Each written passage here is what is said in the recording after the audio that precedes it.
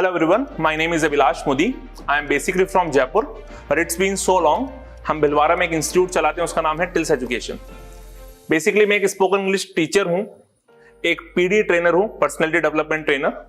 और आज जिस बारे में मैं बात करने वाला हूँ वो बात है बहुत इंपॉर्टेंट, और वो बात है हॉलिस्टिक अप्रोच के बारे में। एक ऐसा वर्ड है जो शायद आप लोगों ने बहुत बार सुना होगा और आप लोगों ने बहुत बार इसके बारे में समझा भी होगा, बट एक इंपॉर्टेंट चीज जो इसके बारे में हमको समझनी चाहिए वो क्या है, इसका बेसिक मतलब क्या है। क्योंकि जब तक हम किसी भी शब्द का मतलब ठीक से नहीं समझते, हमारे अंदर कोई ना कोई इंटरप्रिटेशन चलता रहता है जो शायद सही हो सकता है चाहे गलत हो सकता है।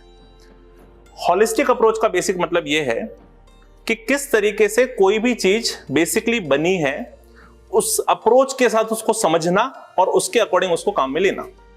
देखिए, आप देख रहे हैं इस चीज को कि पिछले कुछ सालों में दो चीजें जो बहुत ज्यादा बढ़ी है दुनिया में, वो है प्रेशर और प्लेजर।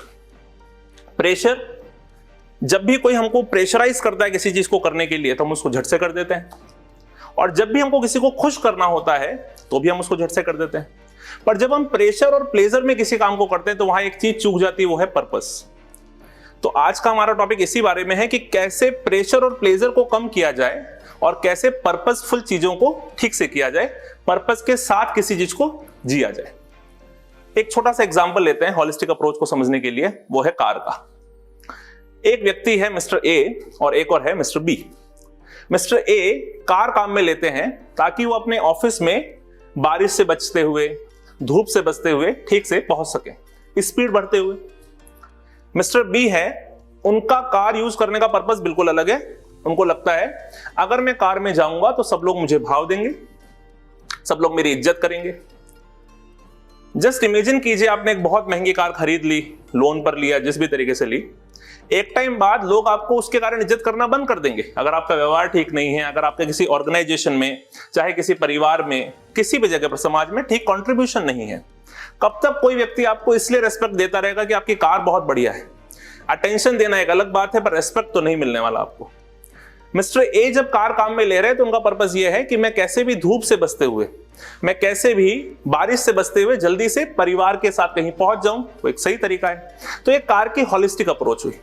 इसी तरीके से अगर बात करें कपड़ों की, एक व्यक्ति कपड़े पहनता है ताकि उससे उसको इज्जत मिले, एक व्यक्ति कपड़े पहनता है ताकि उसका शरीर प्रोटेक्टेड फील करे।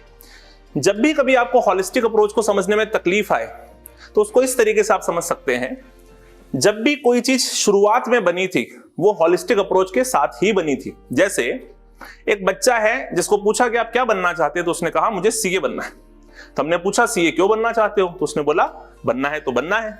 हमने फिर से उससे इंट्रोस्पेक्ट करवाया, उसने बोला मुझे सीए इसलिए बनना है क्योंकि मेरे परिवार में सभी सीए हैं।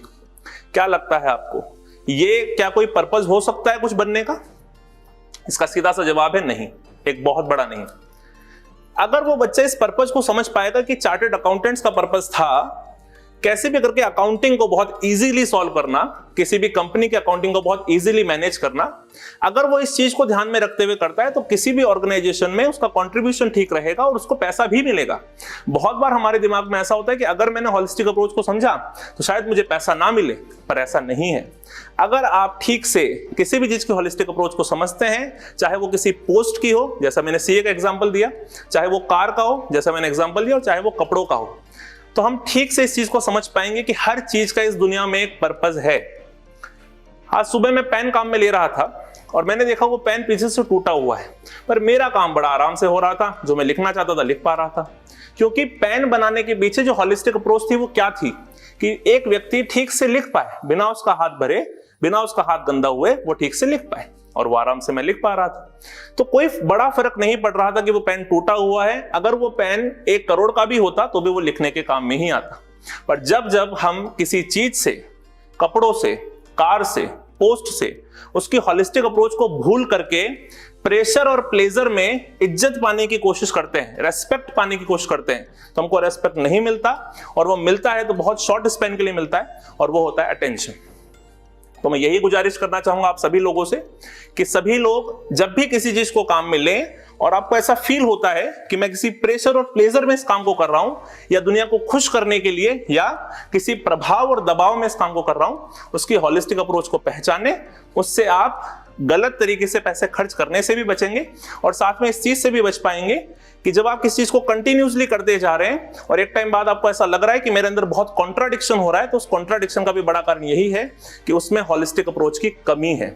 हॉलिस्टिक अप्रोच की कमी का मतलब यह है कि आप किसी प्रेशर या प्लेजर के कारण उस चीज को कर रहे हैं, चाहे वो कार खरीदना हो, चाहे किसी पोस्ट पर जाना हो, और इसी कारण से आप देखेंगे तो आजकल एंजाइटी, डिप्रेशन, स्ट्रेस के केस बहुत बढ़ रहे हैं क्योंकि हम हॉलिस्टिक अप्रोच को भूल रहे हैं और किसी को खुश करने के लिए किसी के दबाव में, किसी के प्रभाव में किसी काम को कर रहे हैं।